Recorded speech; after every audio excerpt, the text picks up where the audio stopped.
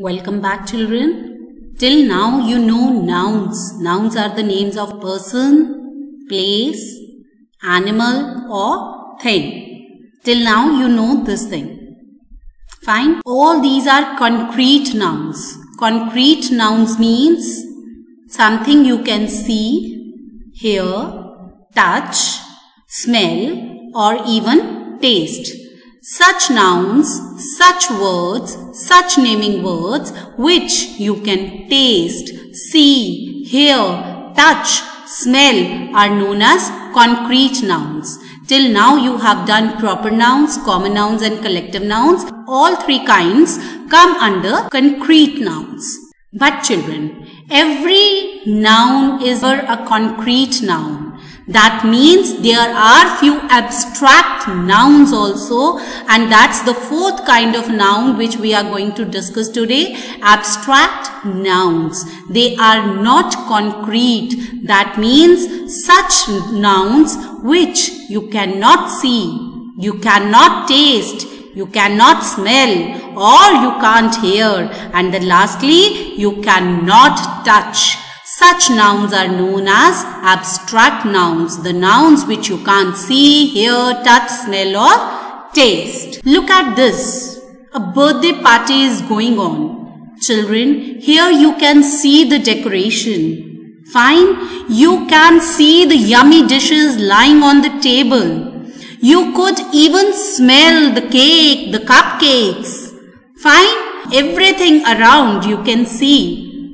You can hear the music even. But my dear children, can you see the party? No, you cannot see the party. You can just feel it. You can see the things around you. You can see the persons who have come to join the party. You can see the gifts somebody is gifting. You can see the yummy dishes. But you cannot see the party. You can only feel it. So party is an abstract noun. Let's discuss even more. Children, abstract nouns are the events. Events like wedding. You can see a bride or a groom, but you cannot see a wedding. Wedding can only be felt. So event, wedding is an event. So wedding is an abstract noun. Next example, parade. Children, you can see the soldiers moving ahead. You can see the soldiers walking smartly. You can see the soldier walking in a chorus. But you cannot see the parade. You can feel it. It's an event. You can feel that. So parade is an abstract noun. Similarly, picnic. You can see people sitting on the mat. You can see park. You can see food. You can see everybody enjoying. But you cannot see picnic. You can only feel picnic. So picnic is an event. That's why it's an abstract noun. And lastly, party. I have already explained that you can see decoration, you could see mouth-watering dishes, you could see people enjoying, but you cannot see the party. The party can only be felt, so it's an abstract noun. Children, even emotions come under abstract nouns. Emotions like love. You can see, hear the people whom you loved, but you cannot see the love. Love can only be experienced. Or we can say anger. You might see an angry person. You can hear people shouting at you, but you cannot see anger. Anger can only be felt. Or joy. You can see person smiling. You can see white teeth of a person when he is laughing. But you cannot see joy or happiness. They can only be felt. Emotions can only be felt. And fear. Fear can only be felt. Fine? So emotions come under abstract nouns. And lastly, it's sadness. You might experience a person crying in front of you, but you cannot see the sadness felt by that person. So sadness is an emotion and it comes under an abstract noun. Then children, ideas are also abstract nouns. Ideas like beauty. Beautiful person can be admired, can be seen. Fine, but beauty can only be felt. So it's an abstract noun. Friendship, we can see our friends, we can share our food, we can share our things. But friendship is a bond that can be felt only, that can't be seen, can't be expressed. Freedom, we can have free people, we can have slaves, but freedom is an idea, so it comes under an abstract noun. Or you can say the qualities like trust, kindness, honesty, caring. These are all the ideas which come under abstract nouns.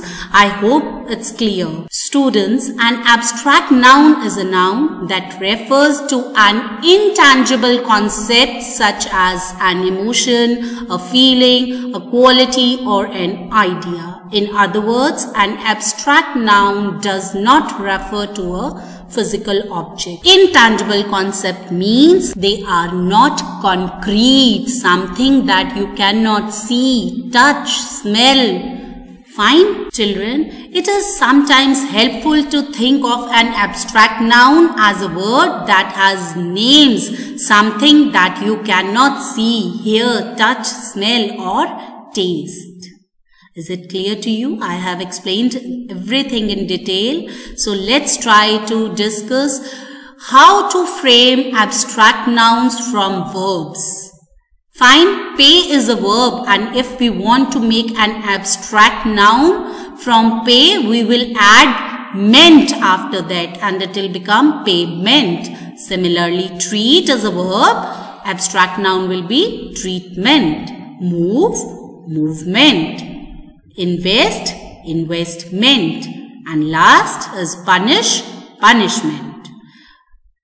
To make abstract nouns from verb, generally we add ment after the word. Next, how can we make abstract nouns from adjectives? Adjectives like mad, we will add ness after that, madness. Bitter, bitterness. Fit, fitness. Bold, boldness. Great, greatness. But children, sometimes we have adjectives that end in T, silent, ending in letter T. So what we will do? We will omit this T and add CE, silence. Silent, silence. Similarly, absent, we have T in the end. We will omit the T and it becomes absence. Excellent, excellence. Resident, residence. Confident, confidence. I hope it's clear.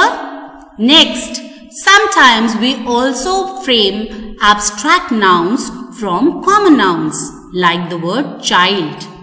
We can see a child, but childhood cannot be seen. It can be felt only. So childhood is an abstract noun. Similarly, king will become kingdom. Friend, friendship. Owner, ownership.